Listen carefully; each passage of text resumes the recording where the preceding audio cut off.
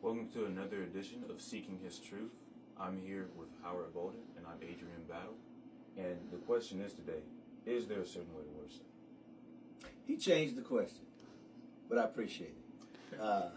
Is there a certain way to worship?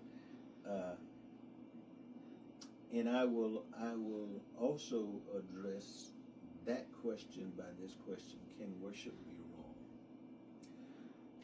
The answer to the question, the biblical answer to the question, is that the Bible emphasizes worship, and particularly the New Scriptures,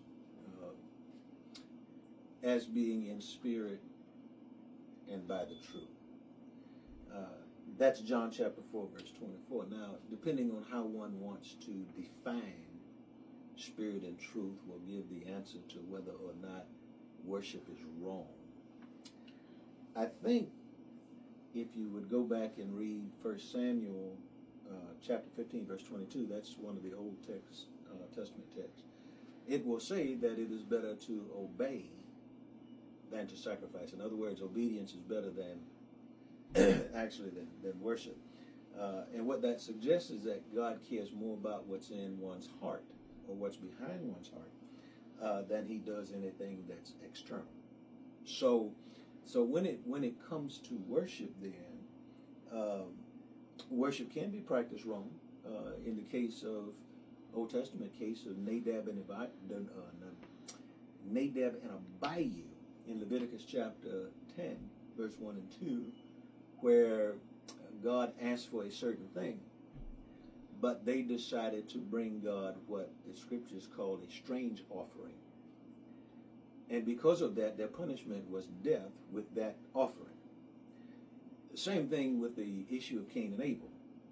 When God asked for a certain thing, they both brought sacrifices. They both brought the best of their labor. One was acceptable and one wasn't. And so the heart plays a very important part in worship.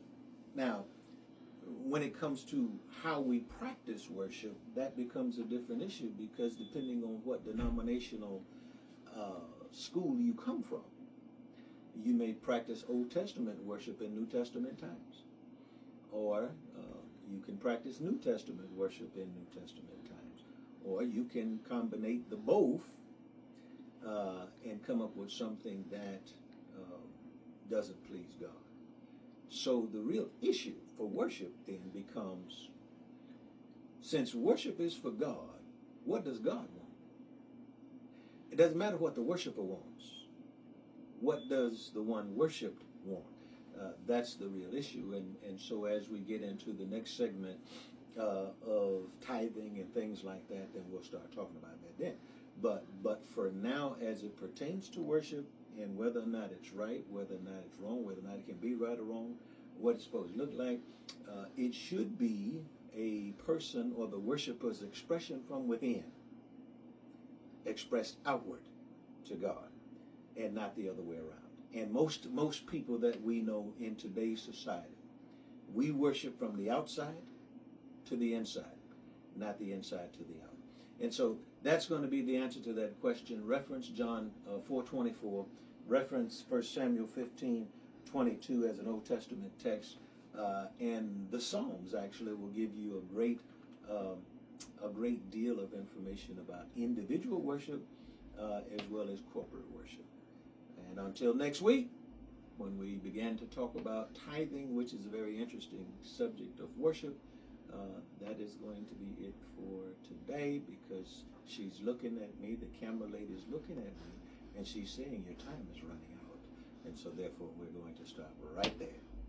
Thank you everyone for watching. If you have any comments or questions, please leave them at leesburgcoc.com. Have a great day.